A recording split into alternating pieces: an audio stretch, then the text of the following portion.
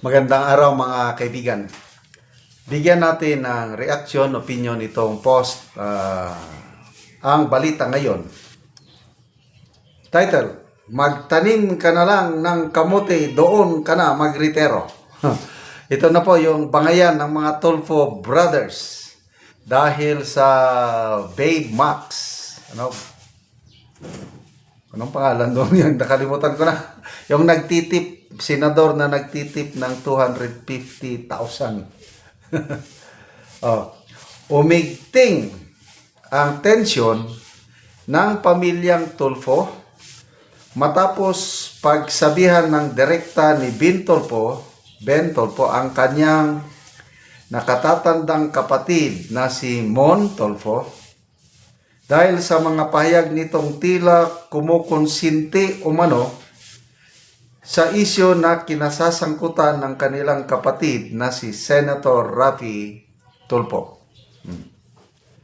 Sa inilabas na pahayag, mariing sinabi ni Ben, ikaw kuya, at least nagkuya siya, di ba? Nandun pa rin yung respeto. Meaning yung kuya, si Mon Tulfo, shut up! Magtanim ka na ng kamuti sa bukid. Doon ka na lang. Magritero ka na. Saan bang bukid nila? Ang pagkakalam ko lang, itong mga Tulfo brothers, doon lumaki, naipanganak kaya sa Manay, Davao Oriental.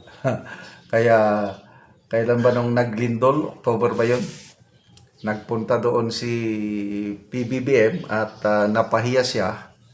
Sinigawan kasi ng mga tao sa Manay, Davao Oriental ng Sara Duterte, Sara, gano'n. Sabi niya, konting respeto naman. Mga kababayan, presidente yan. Respetuhin nyo. Wala, binatikos siya ng taga doon, Manay. Hanggang tinawag niya na may term siya, uncivilized kayo, sabi niya. Baka ito yung sinasabi ni Ben Tulfo na magtanim ka na ng kamuti sa Manay, magritero ka na, shut up. Grabe, no? Matatandaang nag-viral ang naunang komento ni Tulfo na sabi niya, kasi ang kanyang kapatid na si Senator Raffy Tulfo, parang siya yung inaakusahan na nambababae. Nagtitip. Tip pa lang yun, 250,000 na. Ngayon, kung nambababae siya, na sinabayan pa ng mga biro tungkol sa mga lalaki raw na mas nakakaya kung nanlalalaki. Para kay Ben, hindi dapat kinukonsinti ang gawaing mali. Ito ang dagdag payag ni Ben Tulfo. Konsentidor ka sa mga gawaing mali. Tapos, bibigyan mo pa ng dahilan na ang mali ay tama.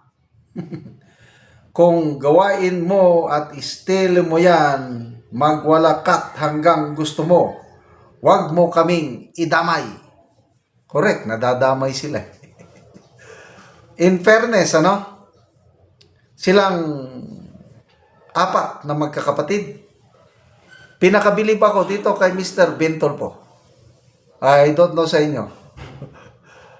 Ikukwento ko mamaya, binanatan ulit niya itong dalawa niyang kapatid na politiko. Last year ba yun? Huwag mo kaming idamay.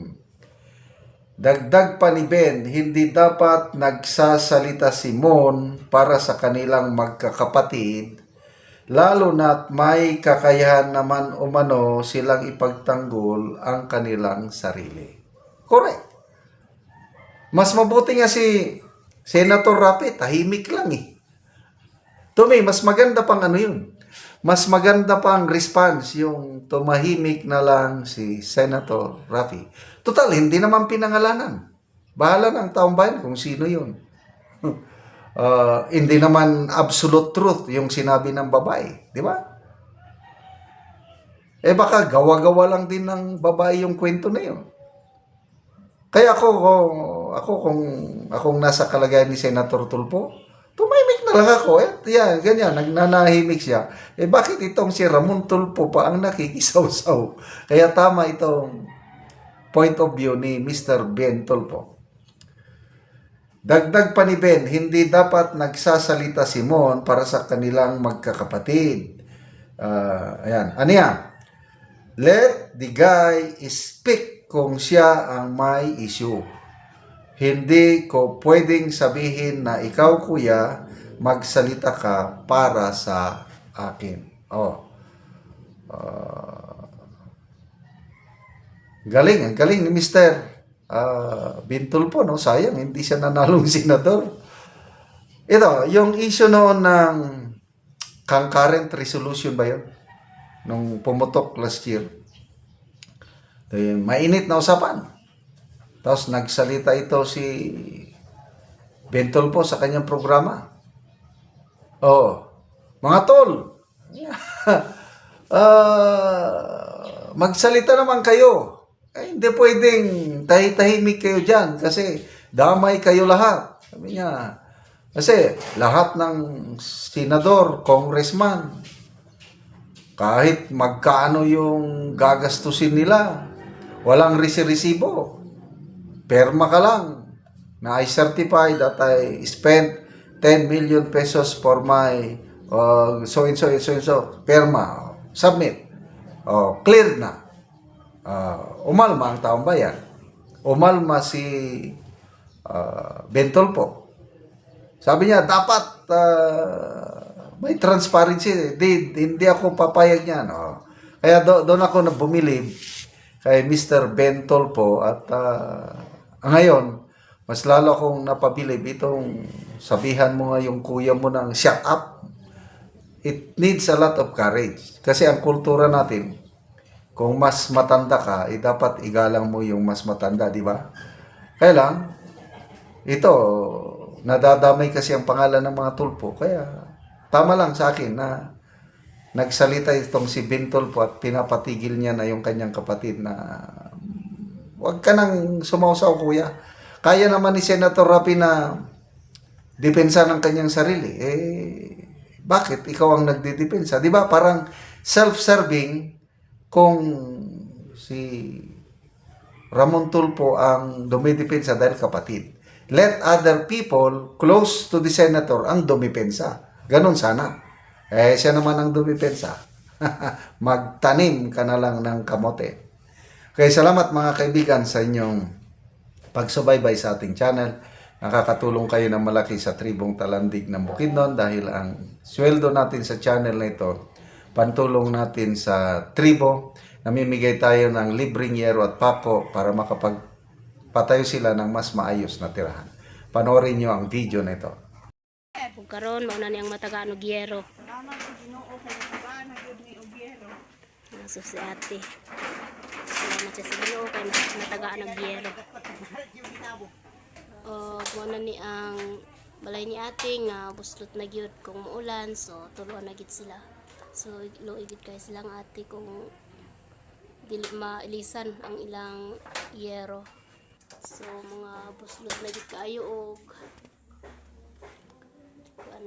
tuluan na gid kayo kung umuulan.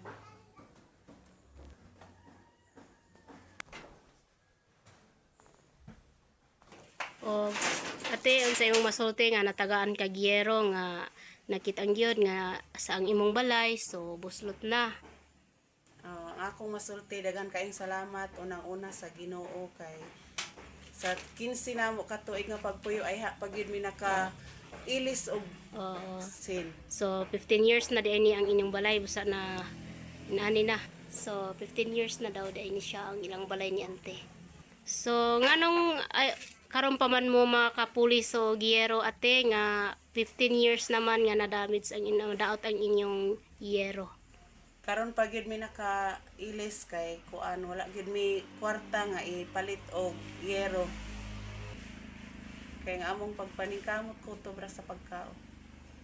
So na kay anak ate? Naa duha. Kay anak duha. So pila imong edad ate? 38. So asa na imong bana ate? Mag-uuma ra akong bana.